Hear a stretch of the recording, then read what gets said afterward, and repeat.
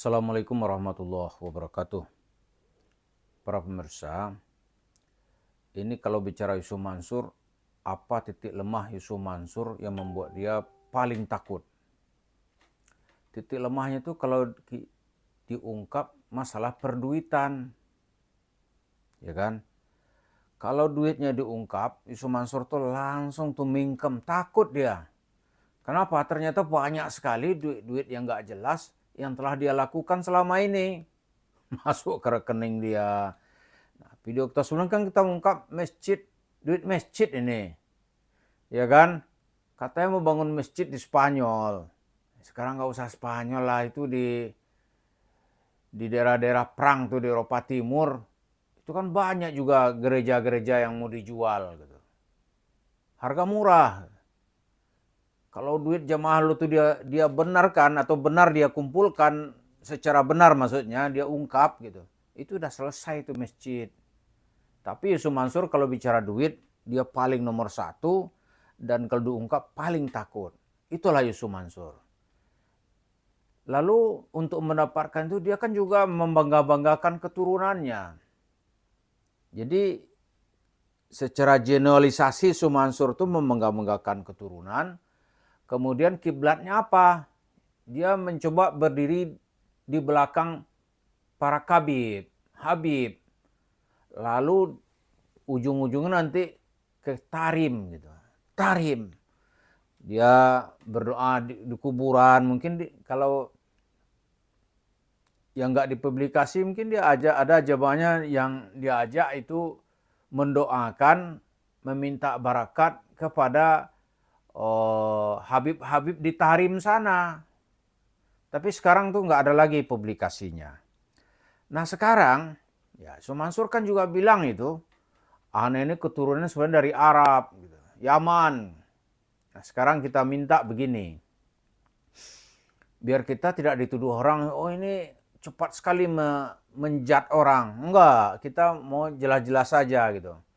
Yang pertama, Yusuf Mansur berani nggak tes DNA? Ya kan?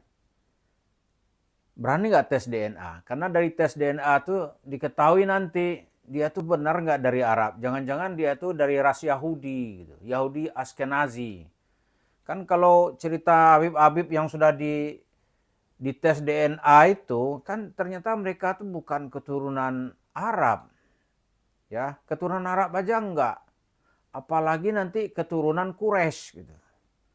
Keturunan Quraisy baru nanti keturunan dari Rasulullah, ya kan? Rasulullah kan orang Quraisy. Di Quraisy saja enggak, apalah bagaimana dia ngaku keturunan Nabi. Arab juga enggak. Bahkan yang dominan dalam haplogrup DNA-nya itu adalah ber-DNA G gitu. G itu disepakati oleh para ilmuwan itu keturunan Yahudi Askenazi dari Kaukasus di Rusia itu, yang nanti berimigrasi ke beberapa negara di Timur Tengah. Jadi itu yang terjadi. Nah, kalau dilihat pola-pola Yusuf Mansur, kalau dia memang berani ya, harusnya dia berani gitu.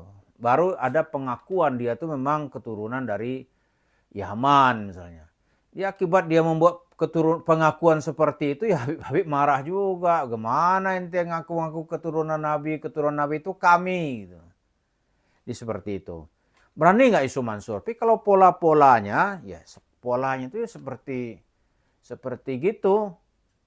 Yahudi yang tujuannya ya mengumpulkan duit aja. Dia karena dengan wajah Islamnya itu sekarang, ya tujuannya ya nilap duit aja dia. Ya kan? Kalau nggak percaya coba lihat tuh, Yusuf Mansur yakin sekali tuh dia publikasikan bahwa ibunya yang bernama Umi Uum. Wah ini dari dalam kubur Umi Uum tahu. Nah sekarang kalau Mang tahu dia kasus nipu-nipu tuh Umi Uum setuju gitu. Setuju? Ya. Karena ini kita harus ulang-ulang, ternyata masyarakat kita ini masih banyak yang belum tercerahkan gitu. Walaupun dia ada sekolah tamat pesantren gitu kan. Ya tergantung lagi pesantrennya. Tamat pesantren, kemudian tidak sedikit yang tamat perguruan tinggi. Tetapi dari segi pemikiran itu belum tercerahkan.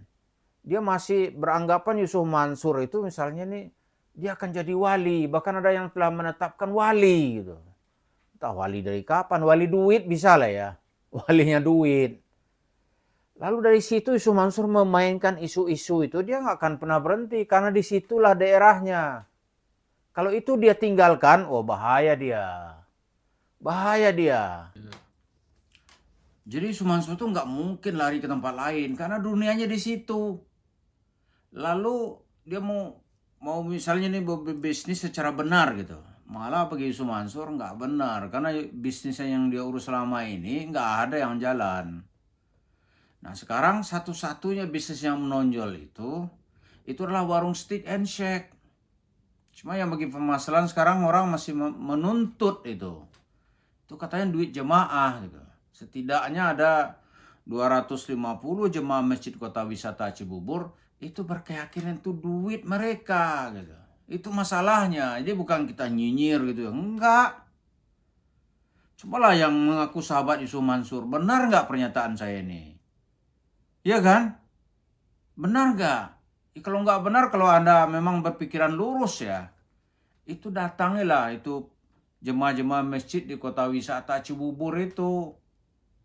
Benar nggak duit kalian ditilap oleh Yusuf Mansur gitu? Yang jumlahnya fantastis tahun itu. Tahun 2009. 2009 itu 55 miliar. Ya kan? Kalau dibelikan emas saat itu, emas masih 700